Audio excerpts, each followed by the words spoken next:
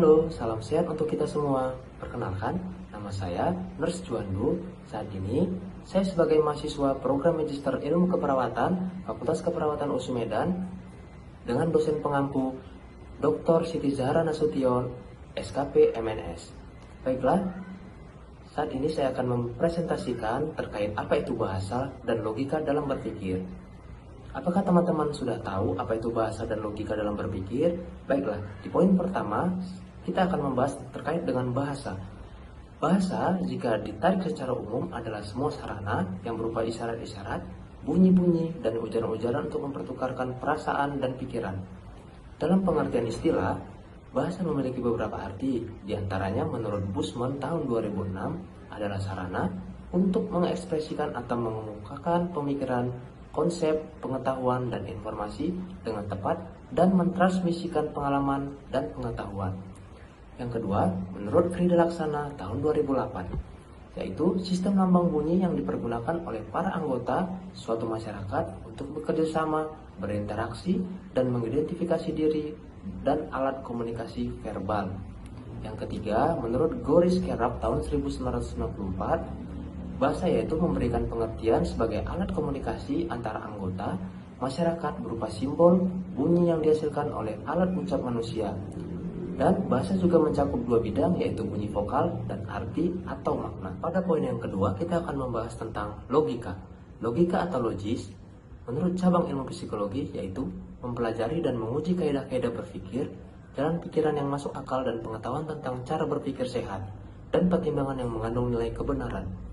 Menurut ilmiah, logika ini bersifat ilmu atau scientific. Aristoteles mengatakan dalam filsafat pertamanya, yaitu wajib hukumnya mempelajari logika sebelum menerjunkan diri untuk menyelami lautan ilmu. Dapat kita tarik kesimpulan, logika adalah ilmu berpikir yang tepat.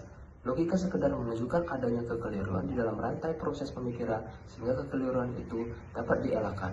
Maka, hakikat dari logika dapat pula disebut sebagai teknik berpikir.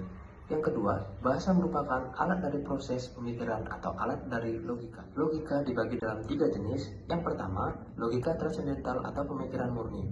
Yang kedua, logika deduktif. Dan yang ketiga, logika induktif. Di dalam logika terdapat 3 prinsip. Yang pertama, principle of identity atau prinsip identitas, di mana prinsip yang diterapkan secara beragam pada pernyataan dan pada hal-hal yang menyatakan bahwa suatu proposisi atau suatu hal identik dengan dirinya sendiri dan menyeratkan dirinya sendiri. Prinsip ini berguna dalam logika dan pada kenyataan dapat dibuktikan. Prinsip yang kedua yaitu principle of contradiction, di mana prinsip logika ini terdapat dalam rumusan Aristoteles yang menyatakan bahwa atribut yang sama tidak dapat pada saat yang sama menjadi milik dan tidak menjadi milik subjek yang sama dan dalam hal yang sama. Prinsip yang ketiga yaitu principle of excluded middle, di mana prinsip pengecualian ini salah satunya yaitu hukum logika tradisional. Jadi, hubungan bahasa dan logika dapat dijelaskan bahwa hasil yang diperoleh dari mempergunakan suatu teknik atau logika akan tergantung dari baik buruknya alat bahasa yang digunakan.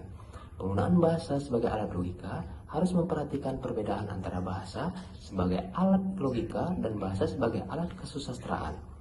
Hubungan logika dan bahasa ini dapat dijelaskan bahwa hasil yang diperoleh dari mempergunakan suatu teknik atau logika akan tergantung dari baik buruknya alat bahasa yang digunakan. Penggunaan bahasa sebagai alat logika harus memperhatikan perbedaan antara bahasa sebagai alat logika dan bahasa sebagai alat kesusastraan. Kita ambil contoh dari pernyataan lukisan itu jelek. Maka yang saya maksud lukisan itu belum dapat dikatakan indah. Atau saya bermaksud lukisan itu belum dapat dikatakan indah. Namun, saya tidak berani untuk mengatakan bahwa lukisan itu jelek.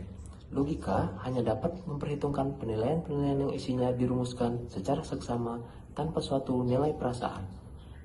Baiklah, sekian presentasi dari saya. Terima kasih atas perhatiannya. Salam sehat untuk kita semua.